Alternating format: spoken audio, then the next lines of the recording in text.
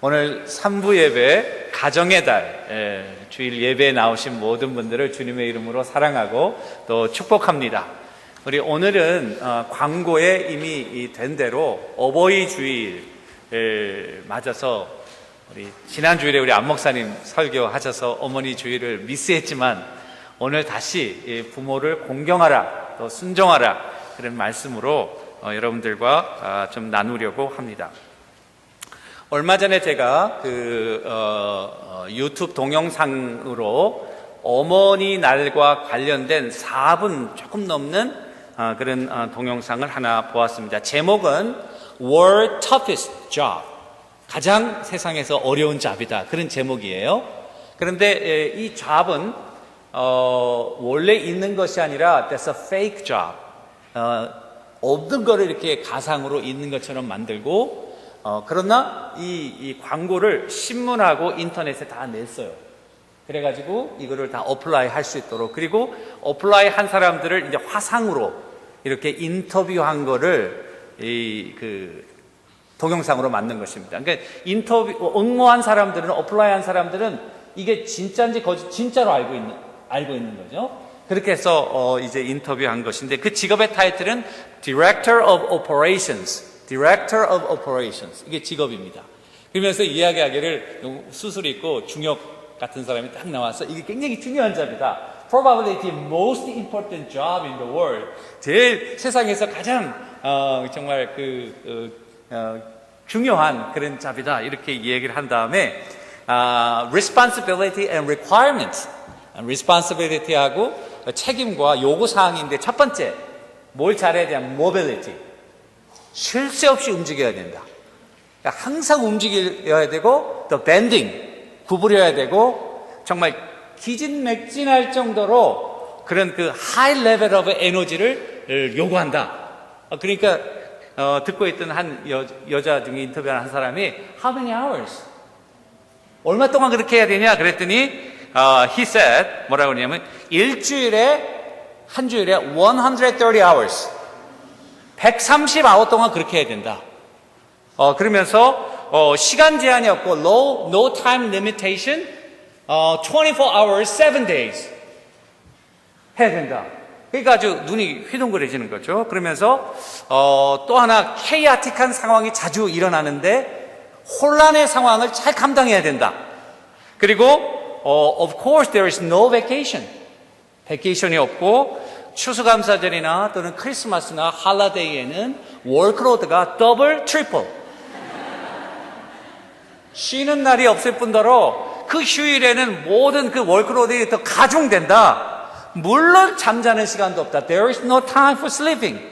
No time. 그랬더니 사람들이 그럼 브레이크도 없냐? 그러니까 No, absolutely not. No break. 그러니까 한 여자가 그러더라고. Is it legal? 이게 법적이냐?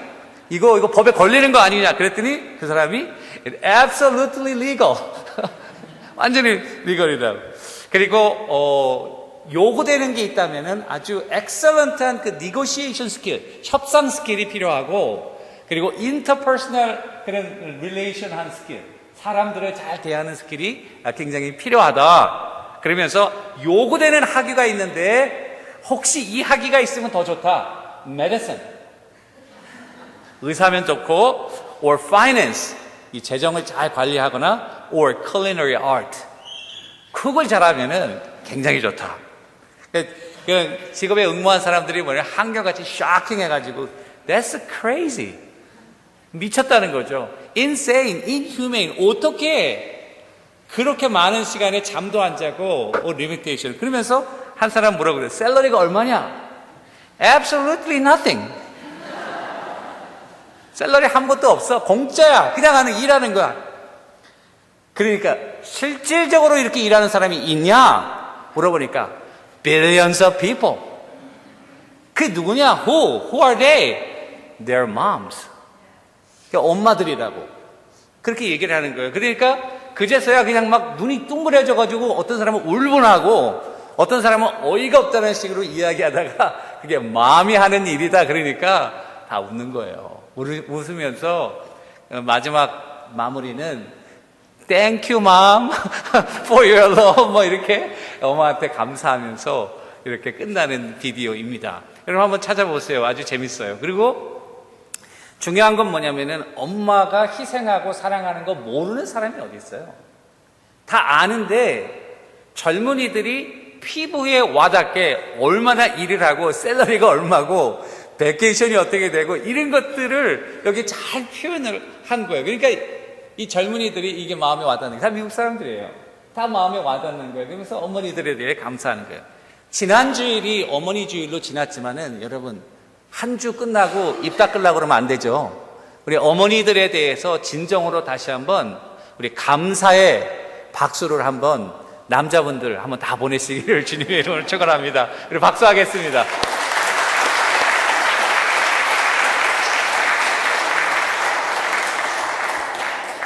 그랬더니 우리 아버지들은 우리 뭐냐? 우리 섭섭하다. 그렇게 얘기할 수 있잖아요. 그래서 자녀들도요. 아버지들을 보는 인상이 나이별로 달라진다고 그럽니다. 그런데 제가 이걸 딱 봤더니요. 저하고 똑같아요. 제 얘기하는 것 같아요. 4살, 5살 유아기 때는 아버지는 완전히 슈퍼맨입니다. 모든 걸 다 하실 수 있는 분이 아버지다. 이렇게 생각해요. 그런데 10대 청소년이 되면 아버지는 아무것도 몰라. 인터넷도 모르고 가수도 모르고 뭐 아무 컴퓨터도 모르고 아무것도 몰라. 그래서 10대가 되면 아버지는 아무것도 모르는 사람으로 자녀들이 생각한대요. 20대가 되면 어떨까요? 아버지는 아버지하고 나하고는 이게 제너레이션 갭이 너무 커. 20대도요 아주 펄펄해가지고 모르는 거예요. 20대 여기 잘 들으세요.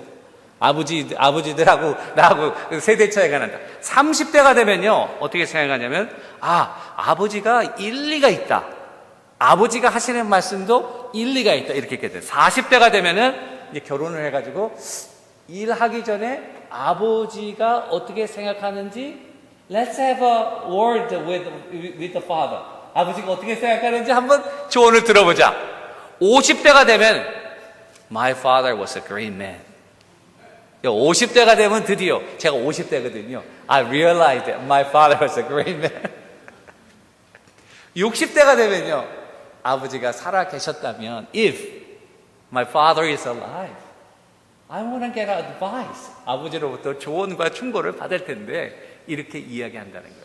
근데 이게 정말 여러분 한번 자신들을 놓고 생각해 보세요. 얼마나 정말 이게 리얼한 말씀입니까?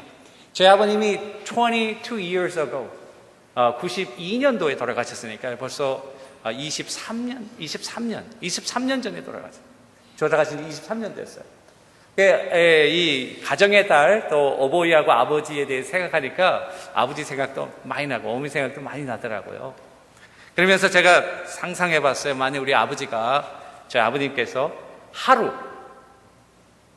하나님께서 기적을 허락하셔서 우리 아버님이 하루 동안 살아서 나를 방문한다면 내가 어떻게 할까?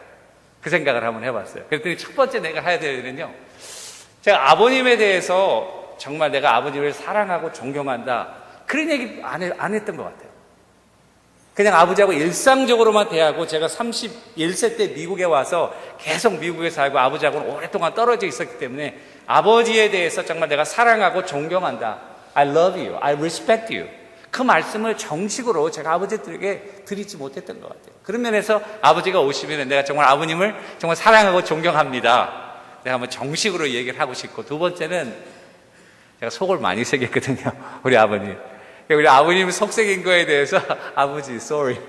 내가 용서를 좀 빌고 아버지에 대해서 잘 해드리지도 못하고 그런 거에 대해서 좀 용서를 빌고 싶고요. 세 번째는 우리가 큰애 크리스 날 때만 저희 아버님이 살아 계셨고 우리 둘째 셋째는 아직 보지도 못했어요. 그러니까 만약에 살아오신다면 우리 가족들 한번 다 불러가지고 한번 같이 우리 아버님 모시고 또 어머님 계시면 어머니 같이 모시고 한번 이렇게 원미를 같이 한번 이렇게 대접하고 같이 먹고 얘기하고 그러고 꼭 그러고 싶어요. 네 번째는 우리 교회도 한번 구경시키드리고 우리 교회 우리 장로님들 어르신들 이렇게 한번 만나게 해드리고 같이 인사하고 소개해드리고 또 우리 교회가 이렇게 좋은 교회다, 우리 장로님들이 너무 훌륭하다, 이런 것 좀 알려드리고 싶고 우리 아버님이 가드닝 하는 거 좋아하셨거든요. 메트로파크나 이런 가드닝 하는데 좀 산책을 하고, 가만히 생각해 보니까 아버지 용돈 제가 한 번도 안 드린 것 같아요. 아버지로부터 받아서 쓰기만 했지. 그러니까 오시면은 없는 살림이지만 좀 용돈 딱 해가지고 어디에 쓰실지 모르겠지만은 좀 드리고 싶은 그런 마음이 있습니다. 아버지가 살아계실 때 이런 마음을 갖지 못했다는 게 참 안타깝고요. 그런 면에서 우리 정말 그 아버지라고 하는 우리 육신의 아버지는 안 계시지만 우리 교회에 있는 어른들, 하나님께서 그 부모를 공경하라 또 순종하라고 하는 말씀은 단순히 우리 그 직계 아버지만을 순종하라는 의미를 벗어나서 우리 교회에 있는 어른들, 우리 사회에 있는 그런 부모들을 공경하고 사랑하라는 말씀입니다, 여러분. 그런 의미에서 정말 우리 아버지들에 대한 감사와 그런 아버지들에 대한 감사도 있어야 되지 않겠나. 그런 의미에서 우리 어머니들 막 박수 받으면 되겠어요? 우리 아버지들을 위해서 정말 감사합니다. 정말 한번 박수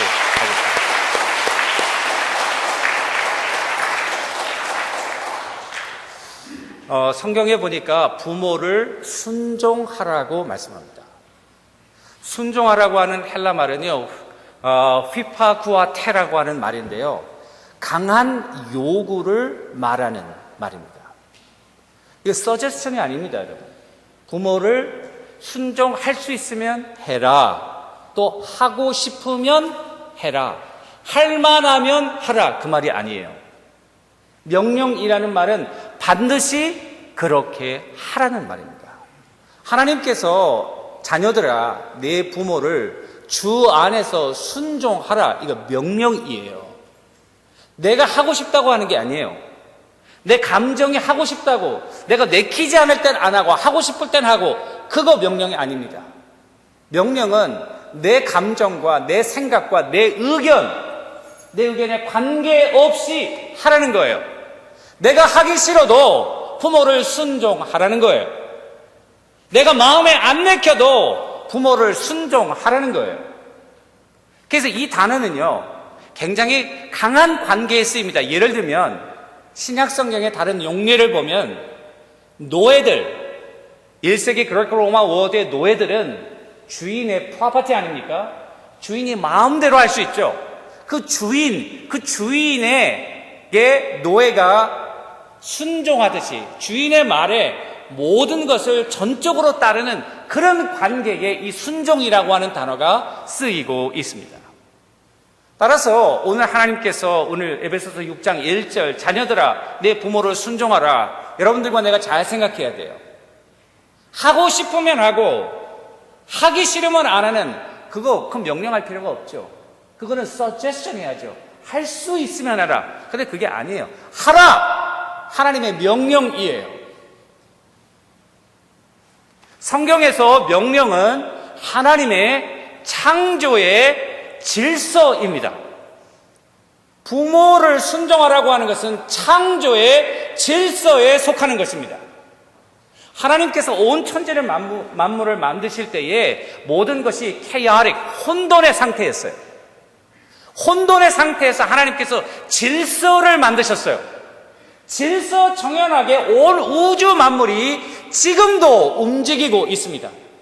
방대한 우주를 연구하면 연구할수록 이 방대한 우주가 랜덤하게 마음대로 움직이는 것이 아니라 정교하게 치밀하게 자기의 시간과 길에 따라 움직이고 있다는 사실을 과학자들이 증명해주고 있습니다.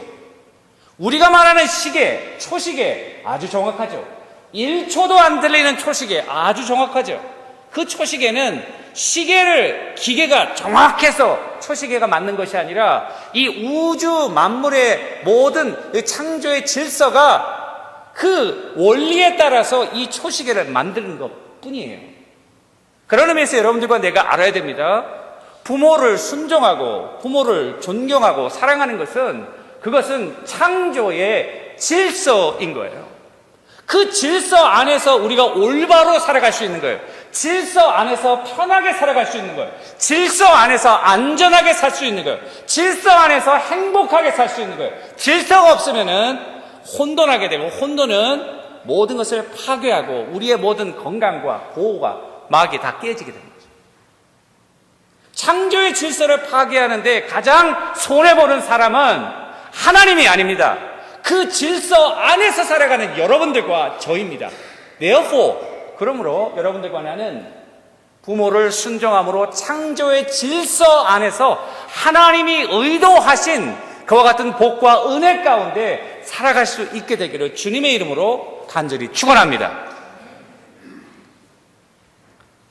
순종하라고 하는 말씀은 창조의 질서이면서 동시에 첫 번째 명령이고 두 번째 창조의 질서이고 세 번째 창조의 질서이면서 동시에 순종하는 본인에게 놀라운 유익을 가져다 주기 때문에 순종하라는 것입니다. 이렇게 이야기할 때 부모들이 자녀들에게 순종을 요구하니까 자녀들을 골탕 먹이고 부모들이 마음대로 이렇게 자녀들을 이렇게 학대하고 그러기 위해서 그런가 보다. 여러분, 그게 아닙니다. 부모가 없다면 자녀들은 안전하게 자랄 수 없습니다. 그래서 어떤 사람들은 부모를 하나님이 보내주신 가디언 엔젤이다. 하나님이 대신해서 일일이 가정마다 자녀들을 보호하시고 안전하고 그들이 받아야 될 사랑과 케어를 받기 위해서 부모들을 보내주셨다 그 말이에요. 부모가 없다면 말이죠. 부모가 없다면 자녀들이 고대 사회나 현재나 안전하게 자랄 수 없습니다. 짐승들도 부모가 없다면 어미들이 새끼를 얼마나 보호하면서 그들을 키우려고 노력합니까? 오늘 1절에 보면은 자녀들아 내 부모를 순종하라. 이 자녀들이라고 하는 말은요 아직 나이가 어린 아이들을 이야기합니다. 그 생각이 아직 짧아요. 경험이 없어요. 어느 게 위험하고 어느 게 좋은 건지 자기에게 어느 게 유익한지 아직 분별이 안 되는 거예요. 그러니까 무조건 너의 상황과 너의 기분을 초월해서 부모에게 순종하는 것이 너희에게 좋다 그 말이에요. 자녀들이 아이에게 손을 씻어라, 또 밥 먹기 전에는 캔디를 먹지 말아라, 주의를 지켜라, 이게 부모를 위해서 그런 것입니까? 아니죠. 부모는 자녀들이 병나지 아니하고 건강하고 잘 자랄 수 있도록 그렇게 하는 거예요. 아이들이 그걸 몰라요. 사탕 먹는 게 더 좋아요. 밥보다 아이스크림이 더 좋아요. 그렇지만 그걸 먹으면 아이들의 건강이 안 좋아지는 거죠. 그런 의미에서 여기에 보면은 하나님의 말씀은 무조건 부모들에게 순종하는 것이 자녀들에게는 좋다는 거예요. 그런데 부모가 만약에 부모로부터 그런 보호를 받지 못한다면 아이들은 다 죽는 거죠. 저는 이 자녀에 대해서, 부모에 대해서 연구하면서 인디아에 아주 놀라운 사실을 발견했습니다. 여러분 다 알고 계시는지 모르겠어요. 인디아가 중국만큼 큰 나라인 거 아시죠? 그리고 인구가 빌리언이 넘습니다. 10억이 넘습니다, 여러분. 1.2 빌리언인가 되는 거 같아요, 인구가요. 그런데 인디아에서는요, 여자아이를요, 나면은 다 죽여요. 다 죽이는 건 아니지만은 통계 보니까 지난 10년 동안 여자아이를 잉태하거나 낳았을 때에 얼마가 죽었냐면 10 million children were killed. 죽이는 이유를 봤더니 여자아이를 낳으면은 여자아이가 시집갈 때 이게 돈도 줘야 되고 해야 되는 게 그 가족들이 빛을 않는 거예요. 그러니까 여자아이를 낳으면 다 죽는 거예요. 울트라사운드를 해가지고 피러스의 제일 중요한 건 건강을 보는 게 아니라 그 젠더를 보는 거예요. 젠더를 봐서 피메일이면 오버션하고, 그리고 그 시설이 없는 데서 태어난 아이가 태어나면 팥에서 담아가지고 담배를 입에다 물려가지고 땅에 묻어서 산 아이를 그렇게 죽여요. 심지어는 부모로부터 보호를 못 받으면 아이들은요 다 죽는 거예요. 이러한 상황 속에서 부모를 보내주신 이유는 무엇입니까? 자녀들을 케어하는 거예요. 그거는 잘못된 관습, 잘못된 사회적인 습관, 그게 하나님의 말씀과 복음이 얼마나 중요한 겁니까? 하나님의 말씀과 복음이 들어가면 생명의 귀중함을 다시 한번 인식하게 되고, 나쁜 관습들과 전통들을 하나님의 말씀으로 대치해 가면서 하나님의 말씀을 순종하는 가운데 그 나라와 가정들이 복을 받는 거예요. 한국도 그래서 많이 변했어요. 미국도 하나님의 큰 축복을 받은 것은 사회 곳곳에 하나님을 사랑하고 말씀대로 실천하는 그와 같은 것들이 뿌리 내리고 있었기 때문이에요.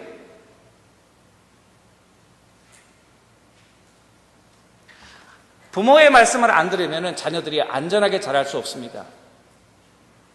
어떨 때는 아이들이 내가 이해를 하고 부모의 말씀을 언더스탠딩하고 이해가 되면 순종하겠다. That's too late. 어떨 때 늦어요.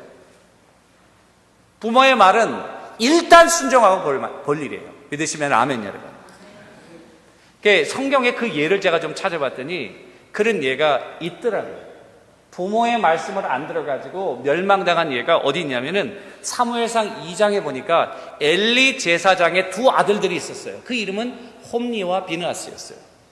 제사장의 가정이니까 경건한 가정이고 믿음의 가정이고 굉장히 명예스러운 리더의 가정이었는데 이 자녀들이 대제사장인 엘리 아버지의 말을 안 들어. 제사일을 하면서 재물을 강탈하고 그리고 함부로 회막에서 수종드는 여인과 동침하고 망나니들이에요. 망나니들. 그 소문이 아버지 귀에 들렸어요. 그 아버지가 자녀들을 불러서 홈노와 비느하스를 불러다가 얘들아 너희들에 대한 소문이 좋지 않다. 그렇게 하면 안 된다.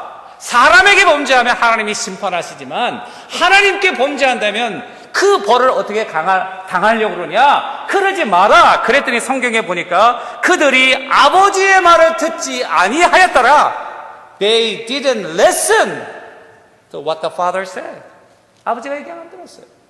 그런데 그 다음 말이 더 중요해요. 이는 여호와께서 그들을 죽이시기로 뜻하셨다. 이렇게 이야기를 해요. 블레셋과의 전투에서요. 법궤를 빼앗기고 두 아들이 한 날에 전사했어요. 그 소식을 들은 아버지가 의자에 앉아서 법궤의 소식을 기다리다가 법궤가 이스라엘에게 뺏기고 자기의 두 아들이 죽었다는 소식에 놀라서 의자에 떨어져서 목이 부러져서 죽었어요. 비느하스의 아내가 임신을 했는데 아이를 낳으면서 뭐라고 이름을 졌냐면 이 아들의 이름을 이가봇이라. 이가봇은 하나님의 영광이 떠났다. 부모의 말씀에 순종해서 온 가족이 망해버렸어요. 하나님께서 세워주신 부모 순종하지 않으므로 망해버린 대표적인 집안이에요.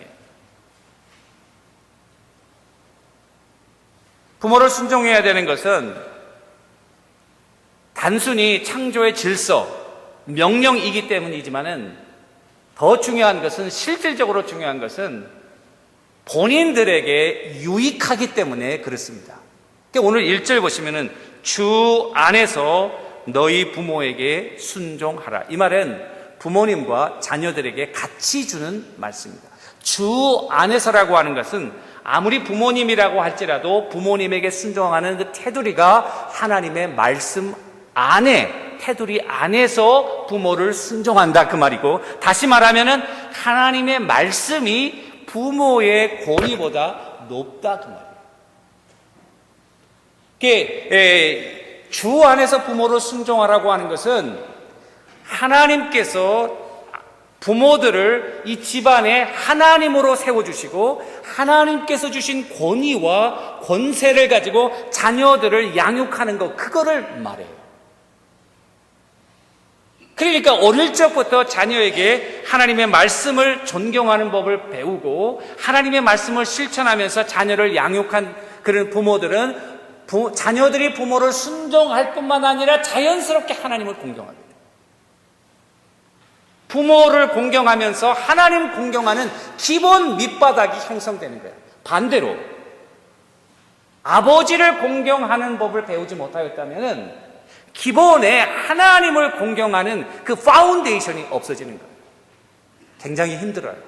물론 하나님의 성령의 은혜로 우리가 하나님을 공경할 수가 있어요. 사도 바울처럼 하나님의 강권하는 은혜를 그에게 베푸셔서 할 수 있어요. 그러나 매우 힘들어요. 그런 의미에서 가정에서 부모를 공경하고 아버지와 어머니를 순종하는 것 굉장히 중요한 신앙교육이에요. 단순히 부모 자신에게 좋은 것이 아니라 이 자녀가 장차 자라서 독립적인 신앙 인격체로 하나님께 복종하고 하나님을 순종하는 그 밑거름이 형성되는 거예요. 보이는 부모님을 순종하지 않는데 어떻게 하나님을 순종하겠어요? 생각해보세요. 보이지 않는 하나님을 어떻게 순종하겠어요? Doesn't make any sense. 그런 의미에서 우리 아버지들 또 어머니들 하나님의 말씀으로 자녀를 양육하고, 특별히 아버지들은, 현대는 아버지들이 부재한 것으로 유명해요. 청소년들의 많은 범죄가 사실은 아버지와 어머니가 없기 때문이에요. 여러분, 우리 블랙 커뮤니티에 보면요, 청년들, 청장년들, 영 피플, 영 어덜트, 결혼 연령에 있는 영 피플들이요, 내가 퍼센트는 모르겠지만 상당한 퍼센트가 미싱돼 있어요. 그러니까 그 연령에 있는 여자들의 절대수가 남자보다 많아요. 어떻게 결혼을 하겠어요, 여러분? 남자의 수가 절대적으로 부족한, 다 어디가 있냐면은 많이 제일에 가 있어요. 제일에 가 있는 이유를 가만히 따져보니까 젊어서부터 아버지의 부재를 경험한 가정들이 그런 커뮤니티예요. 아버지가 없다 보니까 학교에 가면 선생님 말을 잘 안 들어요. 직장에 가면 보스의 말을 잘 안 들어요. 사회가 가지고 있는 그 규범이나 어서리티를 잘 안 지켜요. 그러니까 범법하는 거예요. 그게 악순환이 되는 거죠, 여러분. 단순히 이 가정에서 부모를 순종하라는 것이 그냥 가정에서만 끝난다고 생각하시면 오산이에요. 그의 학교 생활에도 영향을 미치고, 나중에 대학에 가서, 직장에 가서, 사회에 가서 계속적으로 영향을 미칩니다.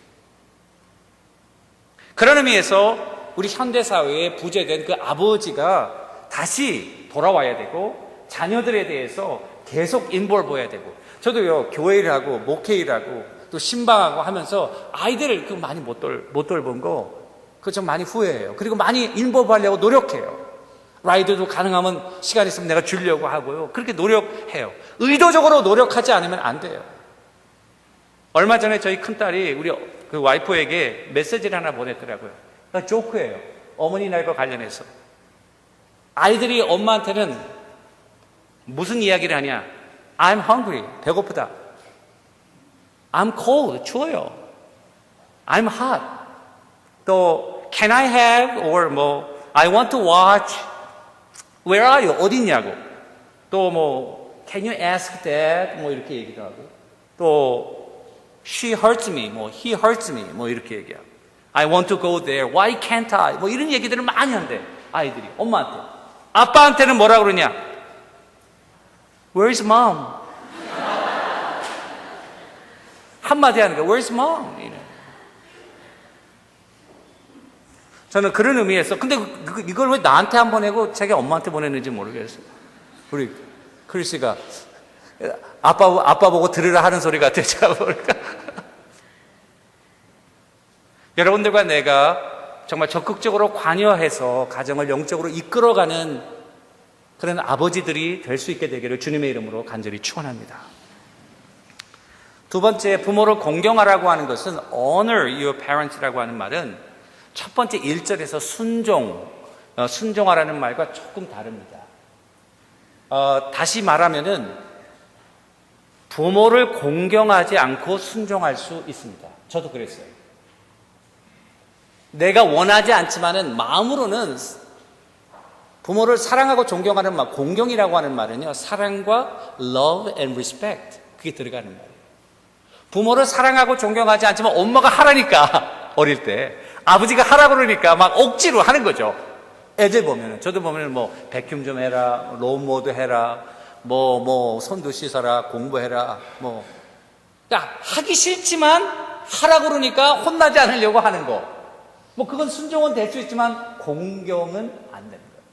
공경이라고 하는 것은 이게 행동의 레벨이 아니고 마음의 레벨이에요. 마음으로부터 내가 우러나는 거예요. 그래서 부모를 공경하는 거예요. 아이들이요, 처음에는 순종하는 걸 배워야죠. 어릴 때는 모르니까, 어릴 때부터 엄마 나 사랑해요, 존경해요. 요즘 조그만 애들 보니 그런 말 잘 하더라고요. 우리 때는 그거 철이 없었는지 몰랐는지 그렇게 얘기 못했어요. 근데 나이가 들면서 진정으로 부모를 사랑하고 존경하게 되잖아요. 그러니까 처음에는 순종의 단계에서 자라나면서 나중에는 존경하는 거예요. 하나님의 명령도 마찬가지입니다. 처음에는 우리가 뜻은 모르지만 하나님이 주의를 지키라! 지키는 거예요. 지키다 보니까 믿음이 깊어지고 하나님에 대한 인격적인 교제가 일어나면서 하나님을 진정으로 사랑하게 되면서 주의를 지키는 것을 감사함으로 기쁨으로 하게 됩니다. 이 공경한다고 하는 말은 순종의 단계를 뛰어넘는 걸 이야기해요. 그리고 마음 중심으로 움직여서 마음이 동해서 진정으로 부모를 사랑하는 마음으로 존경하는 마음으로 순종하는 것, 이게 공경하는 거예요. 아이들에게 순종을 가르친 다음에 그 다음 단계로 넘어가야 되는데 공경인데요. 공경하는 거는 마음대로 안 되잖아. 야! 오늘서부터 너 성경에 보니까 2절, 에베소서 6장 2절에 보니까 부모를 공경하라. 너 공경해. 오늘서부터 공경, 명령. 공경은 명령에서 되는 게 아니죠. 어떻게 그럼 아이들로 하여금 부모님들을 공경하게 할까? 그 다음 절, 6장 4절에 힌트가 있어요. 그건 뭐냐?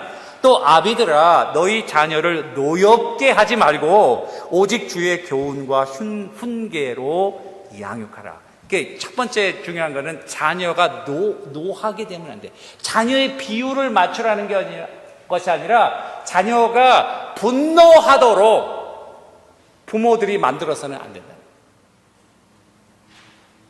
그러면 어떻게 하는 것이 자녀를 분노하게 만들까? 제가 예를 조금 찾아봤어요. 그랬더니 한 3가지가 있어요. 첫 번째, 자녀들이 언제 분노하냐면은 엄마, 아빠가 자기에 대해서 일정한 원칙을 가지고 디시플린 안 할 때 자녀들은 좌절하게 되고 좌절이 심해지면서 분노하게 돼요.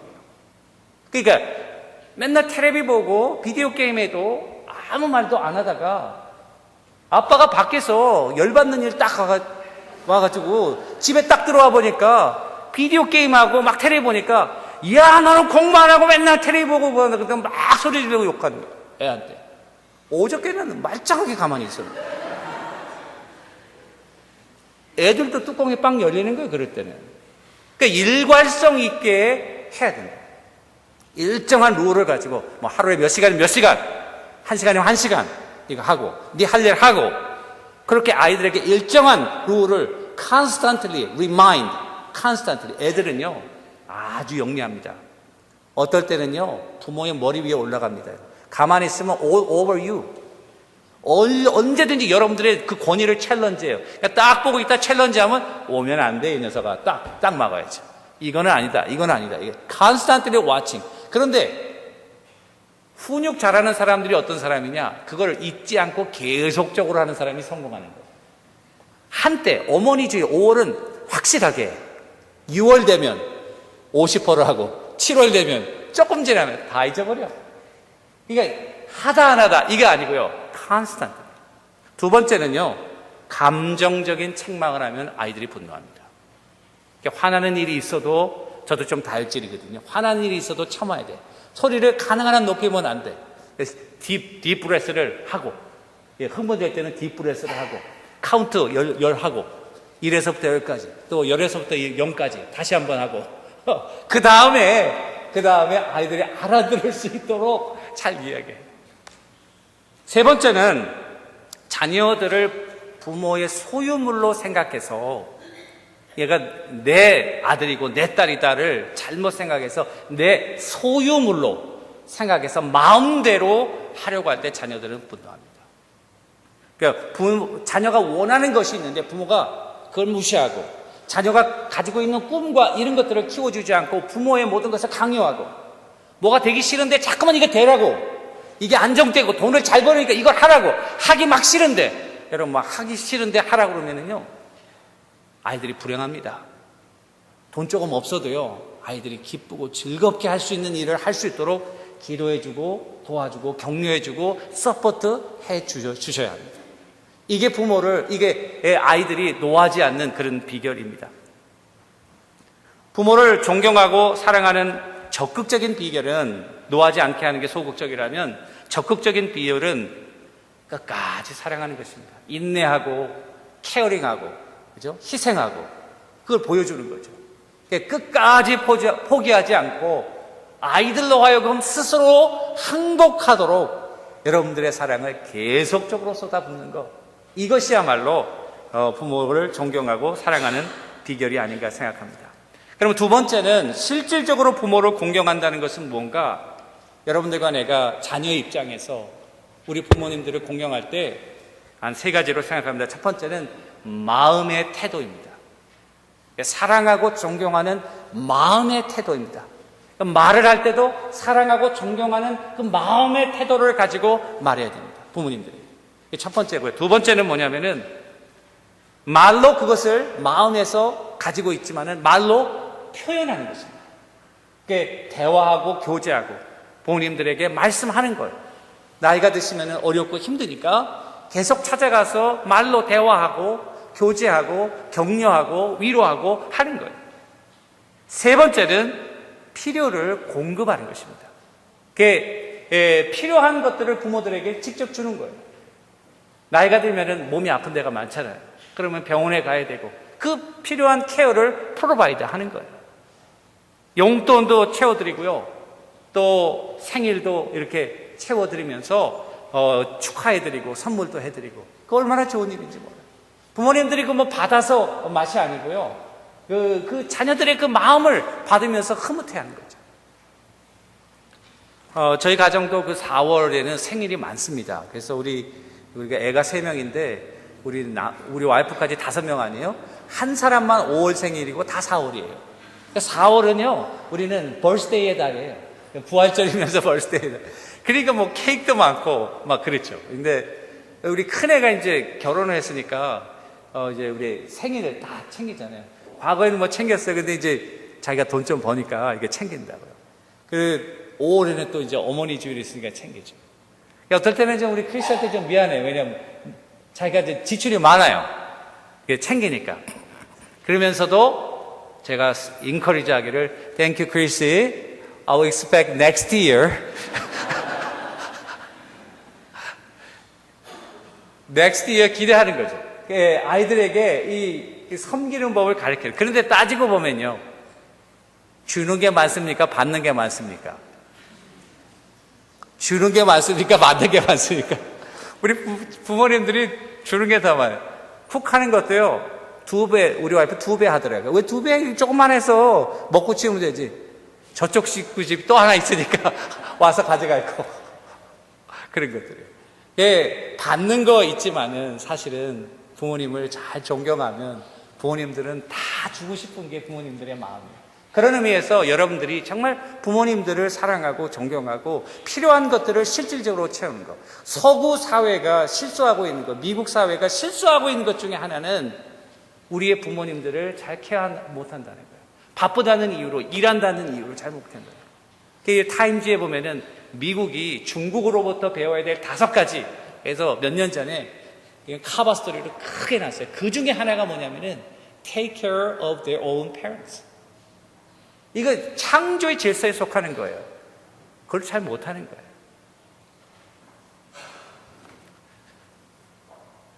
이와 같은 순종과 공경을 교훈하면은 첫 번째, 사회 하나님을 섬기는 법에서 가정에서 순종하고 공경하면서 하나님을 섬기게 되고요. 두 번째, 사회적으로도 굉장히 중요합니다. 그래서 아이들이 학교나 직장이나 또 사회에 나가서 잘 적응하게 되고 모범 시민이 되게 되고요. 그리고 리더가 되는 기초가 여기서 마련됩니다. 그리고 세 번째는 이웃과의 관계에서도 하나님의 큰 영광이 드러납니다. 그래서 아이들이 실질적인 부모들이 우리가 살아계시지 않더라도 우리 교회에 있는 어른들이 우리 부모님들입니다. 그러니까 십계명에 나와 있는 부모를 공경하라고 하는 것은 내 육신적인 부모를 공경하라는 의미이지만 그거를 이스라엘의 전체적인 커뮤니티의 그런 계명으로 보면은 우리 커뮤니티에 있는 어른들, 사회에 있는 어른들, 교회에 있는 어른들을 공경하라는 그런 의미입니다. 가정에서 부모를 공경하는 아이들이 학교에 가서 공경하고 교회에서 우리의 어른들, 아버지, 어머니들을 공경하고 그들이 사회에 나가면은 그 사회 속에서 공경하고 그러니까 그들이요 하나님의 놀라운 그 창조의 질서를 지켜나가면서 가정에서부터 시작해서 하나님의 나라가 학교와 직장과 사회 속에 이루어지는, 그러니까 교회, 이 가정이라고 하는 것은 조그만 사회이고 교회인 거예요. 말씀을 세 가지로 정리하고 마무리 지려고 합니다. 우리 가정에서 부모님 순종하는 것을 꼭 가르쳐야 됩니다. 아이들은 모릅니다. 자녀들아, 부모를 순종하라. 이거 애들한테 하는 말이 아니에요. 아이들은 그걸 몰라요. 부모에게 하는 말이에요. 공경하는 법을 가르치라는 말이에요. 백지와 같은 아이들에게 섬기는 법, 부모를 공경하는 법을 가르치라는 하나님의 말씀입니다. 그리고 아이들로 하여금 순종하는 기쁨을 맛보도록 하고, 순종할 때 부모들이 기뻐하면서 하나님께서 부모를 통해서 자녀들에게 베풀어 주시고 싶어하는 그거를 기쁨으로 잘 베풀 수 있도록 자녀들의 입장에서는 부모를 잘 순종해요. 두 번째, 이건 정말 실제적인 교훈인데요. 부모님들이 살아계실 때 잘해야 돼요. 돌아가신 다음에 부모에 대해서 아무리 얘기하면 뭐합니까? 살아계실 때 실질적으로 잘해야죠. 여러분들 가운데 아직 부모님들이 살아계시다면 여러분 오늘 전화하시고 또 조그만 선물도 보내시고 정말 할 수 있는 여러분들의 그 부모님들에 대한 사랑을 표하는 그런 한날이 됐으면 참 좋겠습니다.